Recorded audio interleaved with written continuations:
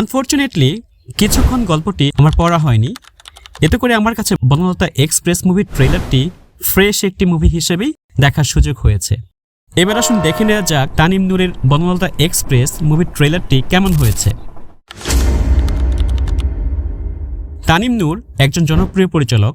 গত বছর ঈদে উৎসব মুভিটি দিয়ে তিনি সারা দেশে আলোড়ন সৃষ্টি করেছিলেন, যে মুভির টাইটেল ছিল পরিবার ছাড়া দেখা নিষেধ।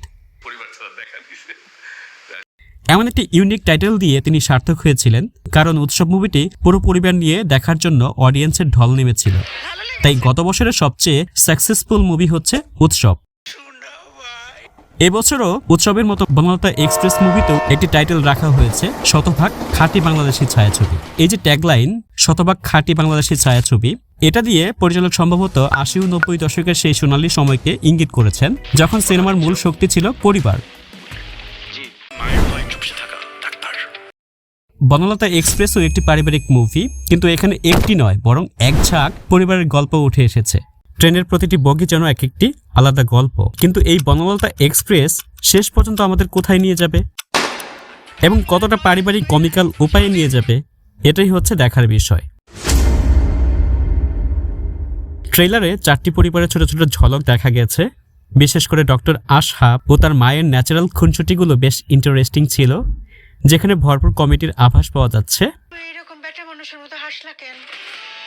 তবে সবাইকে ছাপিয়ে আলাদা হয়ে উঠেছেন মোশাররফ করিম। 90 দশকের সেই সিগনেচার মাফলার, লুঙ্গি আর আধা পাকা চুলে নিজেকে তিনি পরিচয় দিচ্ছেন লেজেন্ডারি হুমায়ুন আহমেদের সেই বাকের ভাই চরিত্রে। তার নিখুঁত সংলাপ আর গেট আপ বলে দিচ্ছে তিনি এই মুভির সবচেয়ে ভাইটাল অথবা রহস্যময় ক্যারেক্টার হতে যাচ্ছেন।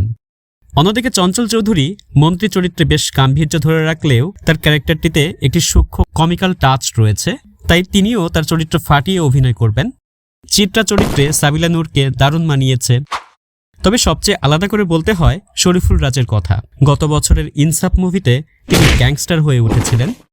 এবার সেই শরীফুল রাজ একদম সাধারণ যুবকের চরিত্রে তার ট্রান্সফরমেশন সত্যিই প্রশংসনীয়।